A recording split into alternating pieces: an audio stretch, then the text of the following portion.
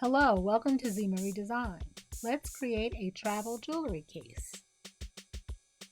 This is a project that I saw on So Very Easy TV, and I'll leave a link in the description to that video. But you'll create a ring holder and several pockets and a few inside secret pockets.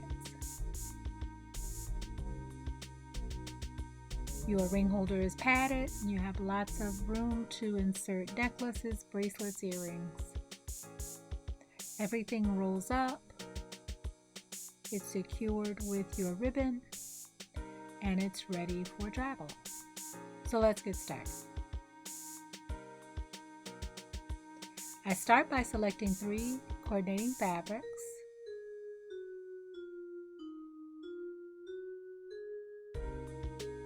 And I cut all of my pattern pieces. I'll leave a link in the description for the pattern piece sizes that you need to cut. So I start by cutting my largest panels, 9 by 18, from my 2 main fabrics. You can cut one from your main fabric and one from your coordinating fabric. Next, I'll cut my batting piece, which is cut 8 inches by 17 inches. It's cut 1 inch smaller all the way around from your main panel. Or you can use some Snuggle fleece. It'll just make your travel case a little thinner, but either will work.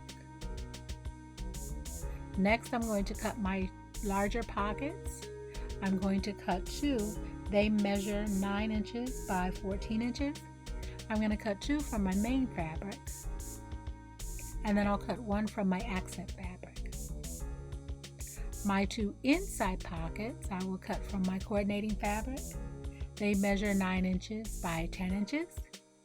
And each of these panels will be folded in half to create the pocket, so just be mindful if you have directional fabric like that print.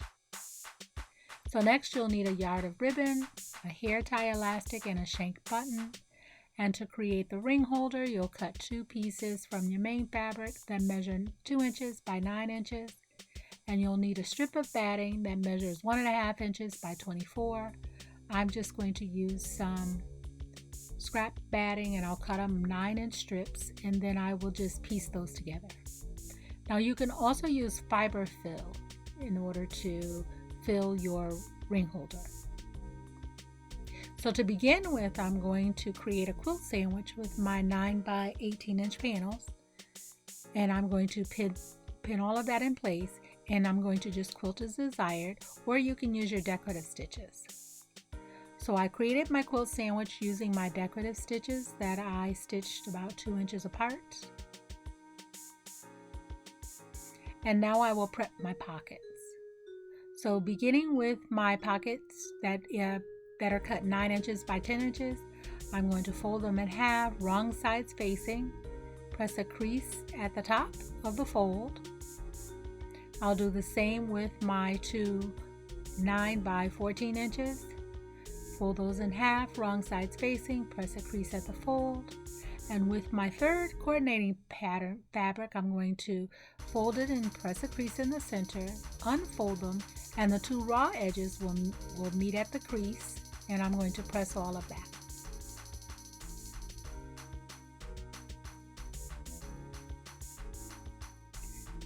I'm going to put that panel to the side, and my 4 remaining pockets, I'm going to top stitch those at the fold. I'm going to increase my stitch length to 3.0, and I'm going to top stitch 1/4 inch from the edge. So next you have to choose which side is your inside panel, which side is your outside if you're using the same fabric. I marked my inside panel, and I'm going to place my 2 smaller pockets so that the raw edges meet, and my folded side will go toward the center. That's the side that's top stitched. That'll be your 2 smaller inside pockets.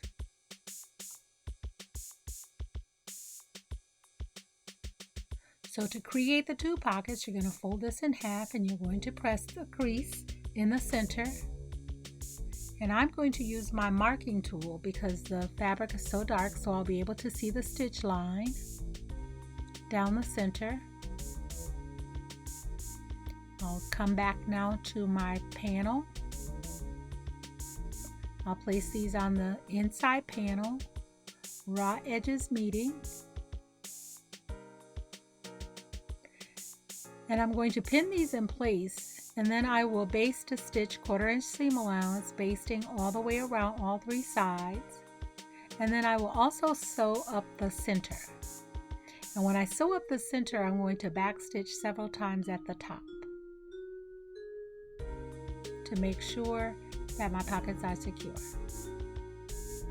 Now once I've sewn that center seam to create the 2 pockets, I'm going to come back and do a decorative stitch down that center, because that line, that seam line, will be able to be seen from your front side. So now I'm going to prep my ring holder. I'm going to take my elastic, I'm going to pinch it in the center so that I can see the size of the button. And now this will be sewn on the right side of your 2 inch by 9 inch on one of those strips. But before I place it down, I'm going to just sew a few stitches with my needle and thread, just so I don't lose the size of the button opening. And then I will place it down on the right side of one of my strips, pin it in place, and then I'll take the other strip and I'll place it right sides facing and pin all 3 of those in place, and then I'll just baste stitch 1/4 inch seam allowance so I can baste that elastic in place. Now when you take it to the sewing machine, I'm just double checking to make sure that my button opener is still the same size. You're going to have to help it along underneath your presser foot because it gets a little thick there. So now I'm going to pin everything in place because I'm going to sew up all 3 sides, starting at the bottom, so back stitching at the beginning and the end, sewing across my elastic. I'm going to leave an opening at the bottom so I can turn this right side out after I sew. So now if you're using fiber fill at this stage, you can just clip your corners at the top where your elastic is, and you could turn this right side out, and then you can fill it with your fiber fill.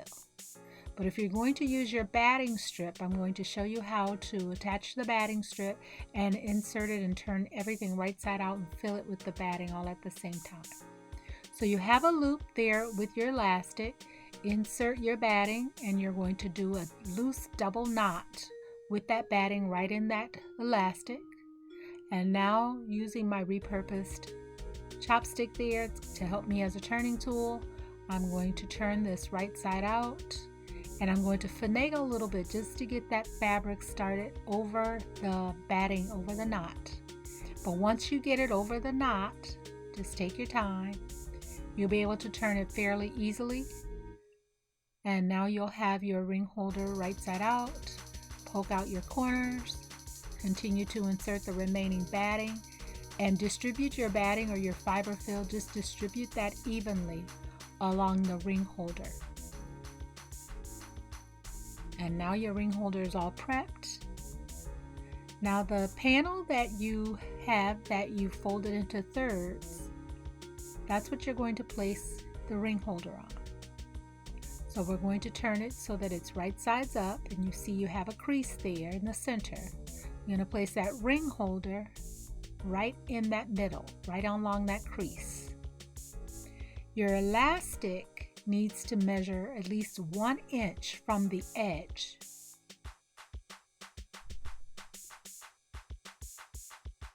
Depending on the size of your button, you can even go in as far as 1.5 inches or even 2 inches. I did a mark so I'll know. I pin it in place, and then I'm going to take it to the sewing machine and baste across a couple times, a 1/4 inch seam allowance to secure that ring holder. Now that my ring holder is secure, I'm going to go back to my main panel. Now I'm going to work toward the front side, and I'm going to fold my ribbon in half, and then I'm going to place my ribbon right in the center, and I'm going to baste across the top. Pin the rest of it out of the way so it doesn't get caught in the seam allowance. Finding the center, I put some pins there to mark the center. I'm going to turn my ring holder panel right sides facing right down the center, and I'm going to pin it in place. So my raw edges are meeting on both sides, my folded edges in the center.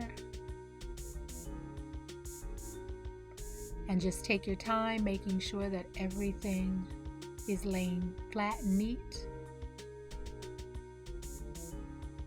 Next, I'm going to take my largest pockets and I'm going to place those on the right side, right over my ring holder panel with my raw edges meeting.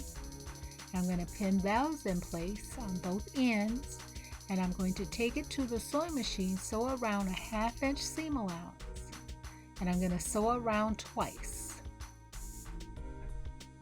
So now everything is sewn around twice. I'm going to trim off the remaining part of that ring holder, trim each of my corners, and I'm using my pinking shears. Now if you have a serger, you can serge your edges.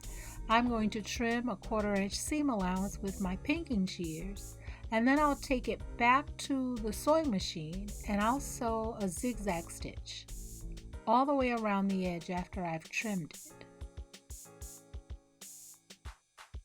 Now if you don't have pinking shears, just trim it with your scissors and then just sew your zigzag stitch all the way around. Now it's time to turn this right side out. You're going to put your hand inside your largest pocket and you're going to go the opposite direction under your ring holder panel. And then you will pull out right sides out. And then pull your pocket again, the largest pocket right side out on the other side. Taking your time, poke your corners out with your fingers. Later I come back with my chopstick or my turning tool to poke those corners out even more. They will be a bit thick, so they won't come out completely, but poke them out as best you can. Roll those seam edges. And then I'm going to give everything a nice press. Fold my ring holder over so I can measure to see where my button goes. I mark where my button goes, and I'll sew my button on by hand. And you're almost done. You only have one step after this. So sew your button on by hand. Next, I'm going to secure that panel, that center panel. You can feel where your largest pocket is. So to make sure that I don't hit that seam and close my pocket, I'm going to lay my ruler so that the edge is right at the edge of my ring holder and right along that seam so that I have a straight line. I'm going to mark my stitch line right with my marking tool. Take it to the sewing machine and I'm going to stitch, and then that creates 2 additional pockets. So you see my stitching line. Close my ring holder. I have now 2 inside pockets, 1 larger pocket, and then another smaller, shallower pocket on the outside. I can roll it up, I can tie it, and I'm ready for travel. I will singe the edges of my ribbon to keep it from unraveling. But your travel jewelry case is all done. And I hope you like this project. I hope you give it a try. It goes together very quickly and they make great gifts. So thanks for watching.